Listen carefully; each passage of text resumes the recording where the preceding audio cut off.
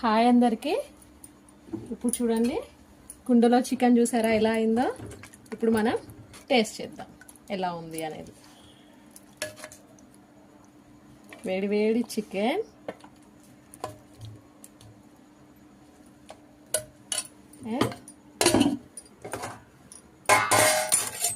వేడి వేడి అన్నం. ఇప్పుడు చూద్దామా ఫ్రెండ్స్ ఎలా ఉందో. రెండు కాలిపోతున్నాయి. మా స్కూబీగా చూడండి, నన్నే చూస్తున్నాడు.